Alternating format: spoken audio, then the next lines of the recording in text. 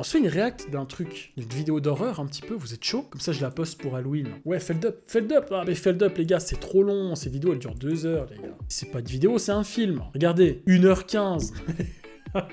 J'ai vu... Là il y a 13 minutes, le dentiste a l'air pas mal. Bon, ok, on va faire comme ça. C'est la première fois qu'on réacte à une vidéo type horreur. En vrai c'est bien, let's go. Nous sommes en décembre 2014. Brandy Motley, mère de Brielle Motley, amène sa fille, âgée de 6 ans, au dentiste pédiatre du coin, le Dr Howard Schneider, à Jacksonville. L'objectif est de faire un petit détartrage, rien de particulier.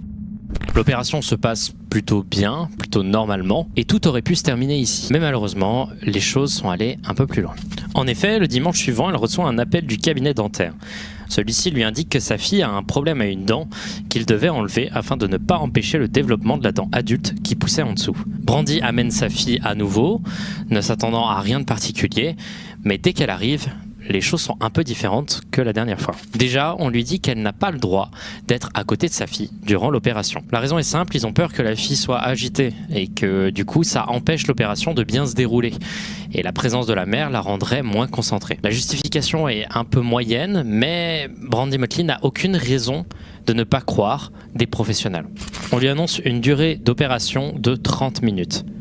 En tout, elle attendra 3 heures dans la salle d'attente. Elle entend des bribes de cris perçant la salle d'opération, mais qui semblent étouffées par les murs, et elle se dit qu'elle est juste peut-être un peu paranoïaque.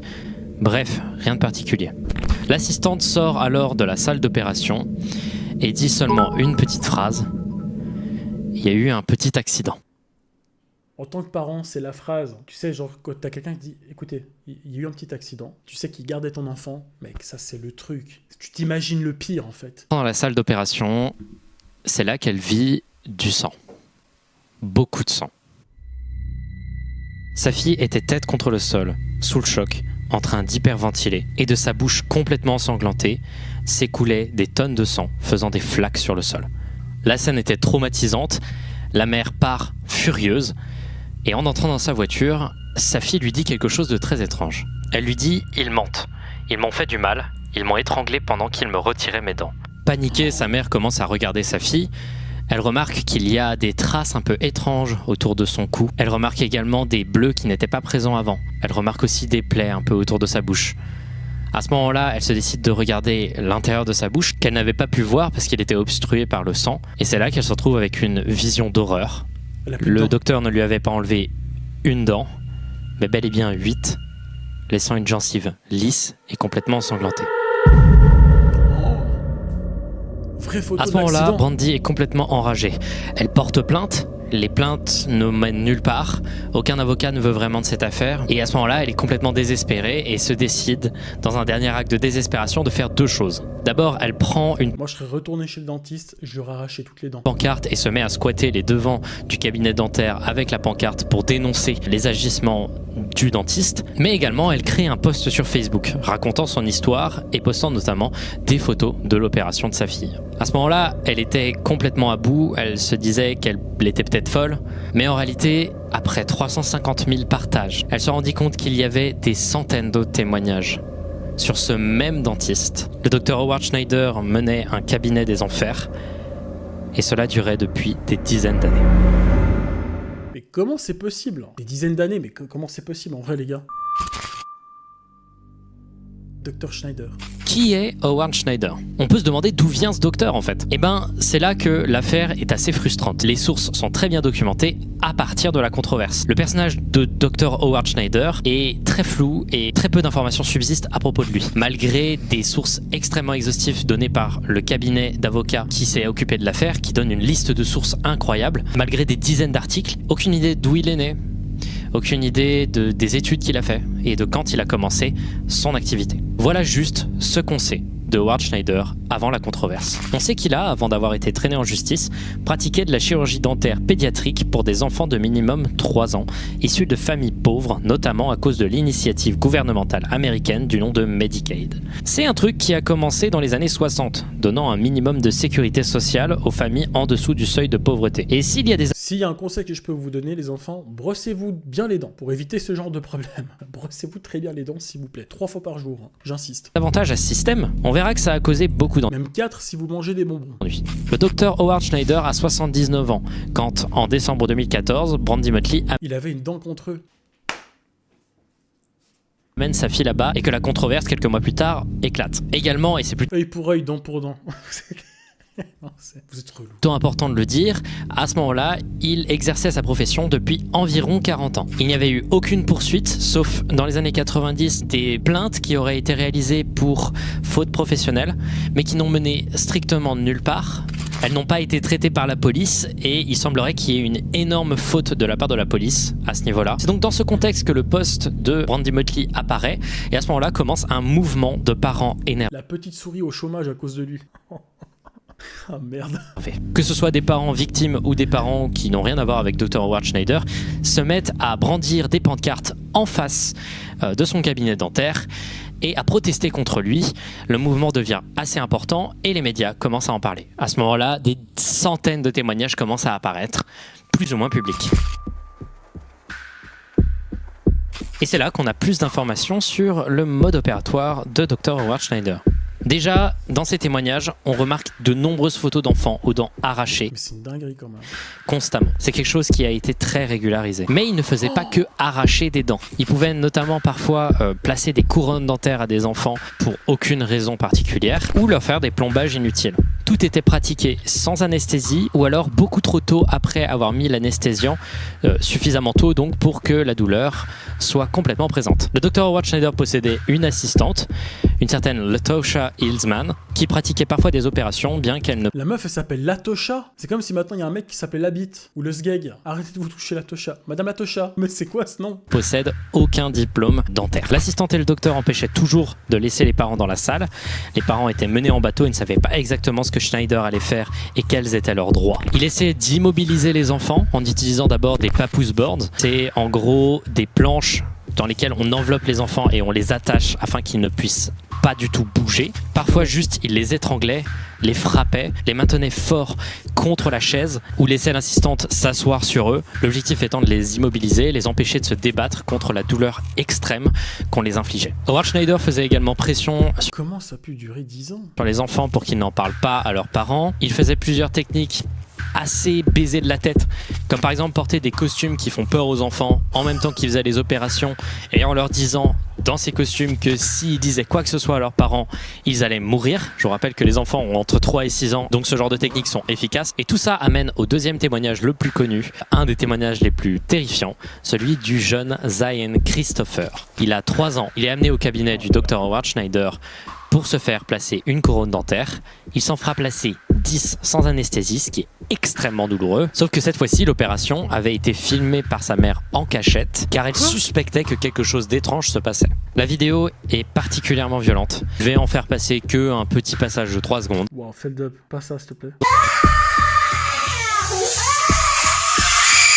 Voilà, je veux pas faire passer plus, si vous voulez, c'est trouvable facilement. Ça a beaucoup tourné dans les journaux, mais c'est un peu trop, voilà. C'est vraiment extrême. À ce moment-là, la haine envers Howard Schneider C'est une dinguerie. Ah, les gars, ça me révolte. Hein. Vous vous rendez pas compte, mais au fond de moi, je bouillonne. Waouh, c'est chaud. est à son paroxysme. Il y a des dizaines et des dizaines de gens devant son cabinet dentaire, des docteurs ayant le même nom et qui s'avèrent être des dentistes, mais pourtant dans un autre endroit en Amérique reçoivent des menaces de mort tellement son nom est associé à des choses horribles. Tout ça amène à un moment où, à la sortie de son cabinet, une mère ayant vu son enfant se faire torturer par Howard Schneider agresse physiquement celui-ci. Et à ce moment-là, il y a un stop. Howard Schneider doit se défendre. Est-ce que Et on appelle ça la justice, les gars. Hein. Bien sûr. Howard Schneider est vraiment le monstre que l'on dépeint? Ça paraît évident vu les preuves, les tonnes de photos d'enfants avec des dents arrachées, mais est-ce que c'est vraiment un monstre? Est-ce que finalement il n'y aurait pas une justification? Quelle est la défense? En vrai, c'est intéressant toujours de se pencher sur la défense. Quelle est la défense de Howard Schneider? Au début de la controverse, des journalistes Je suis choqué, les gars. l'ont intercepté lorsqu'il allait dans sa voiture et lui ont posé des questions sur les agissements qu'on lui reprochait de faire. I'm at Channel 4. We just had a follow-up question. Didn't know if I could ask you. Il a répondu qu'il n'attachait pas les enfants, mais qu'il les enveloppait dans la papoose board. We wrap them so they will not fall out and hurt themselves. Dans les deux cas, tu immobilises de force quelqu'un, mais bon. Également, il dit que la majorité des témoignages sont complètement faux et il justifie les blessures aux lèvres des enfants comme étant les enfants eux-mêmes qui se sont mordus les lèvres. Le reste de sa défense est assez faible et la plupart du temps il a l'air assez détaché et a l'air de chercher ses mots, ce qui n'aide vraiment pas à le croire. Au fur et à mesure de Ça, il a pas d'émotion, le mec. l'affaire, son attitude était de plus en plus antipathique. Il est filmé refusant de répondre aux questions de journalistes, puis enfin, filmé en train de faire un doigt d'honneur à des parents qui campaient devant chez lui. You would. I wish you would. would. Ah ouais, ok. En 2015, après de longs mois d'affaires, il se fait arrêter avec 11 chefs d'accusation après que la lutte des parents l'ait amené à fermer son cabinet dentaire et quitter Jacksonville, sa ville de résidence. Mais avant de parler de quels étaient ces chefs d'accusation et de comment s'est passée l'affaire au tribunal,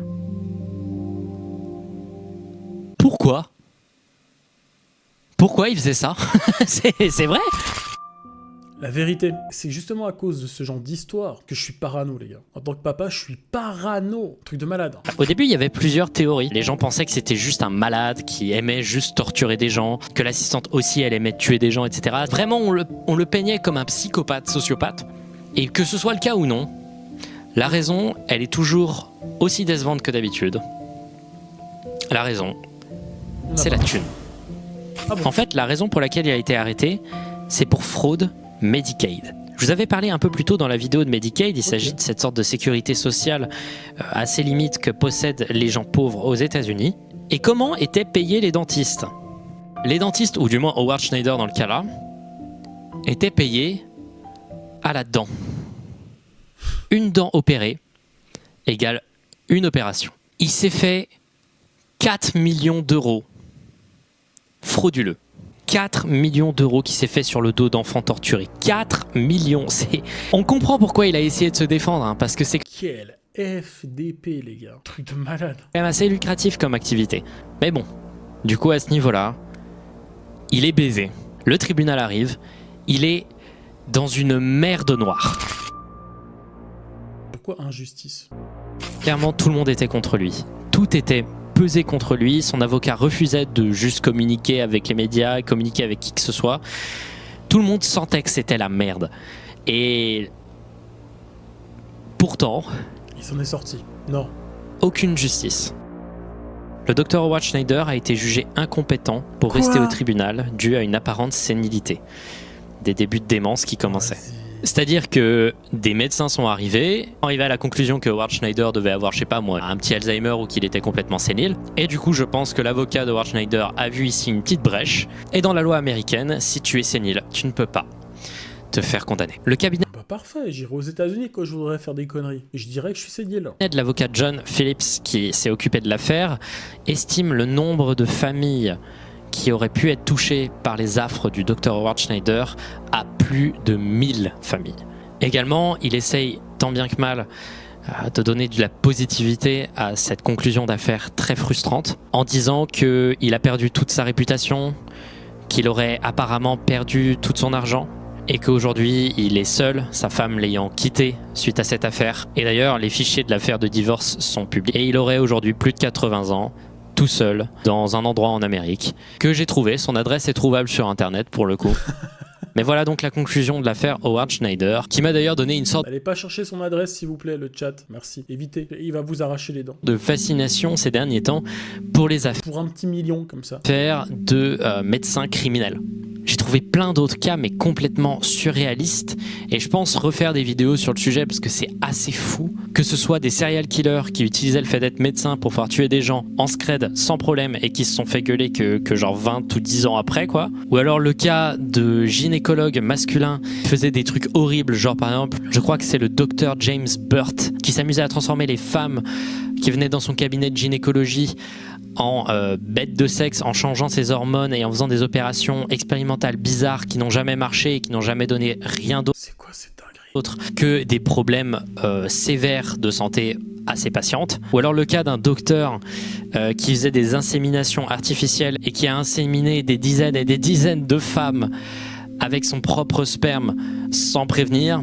Cécile, à une lettre près, ça fait sénile. Il peut déjà se justifier auprès de la justice. C'est bien? Bref, il y a plein de trucs hyper intéressants à raconter et je compte réaliser peut-être éventuellement une autre vidéo sur le sujet si ça vous a intéressé. C'était un finding Si ta vidéo ne fait pas 2 heures ou 3 heures, je suis preneur. plus court que ceux d'habitude. J'espère que celui-ci vous aura plu. Moi, c'était une affaire qui m'a assez intéressé. Je me suis plongé dessus. Ça a demandé des recherches extrêmement pointues, me demandant d'aller de faire des recherches avec genre 20 résultats sur Google et essayer de trier. Mais bon, j'espère que ça vous a plu. Magnifique. Et à la prochaine. Voilà, c'était un finding plus court mais qui m'a pas mal intéressé. J'adore ce mec. Le like, bien sûr le like. Incroyable. Je pense qu'on devrait faire plus de live. Des petits lives d'horreur comme ça vous dit de temps en temps. Ça peut être tous les dimanches soirs, ça peut être, je sais pas, le Nété dans Feld Up, alors qu'il ne prend parti pour rien, est impressionnant. J'avoue, il est suisse. Non, je rigole. Alors, une bonne soirée, bon week-end et encore de très belles vacances. Joyeux Halloween en avance. Si je fais pas de live parce que d'un coup, je sais pas, la grippe, elle peut pas partir. Bonne soirée et à très bientôt.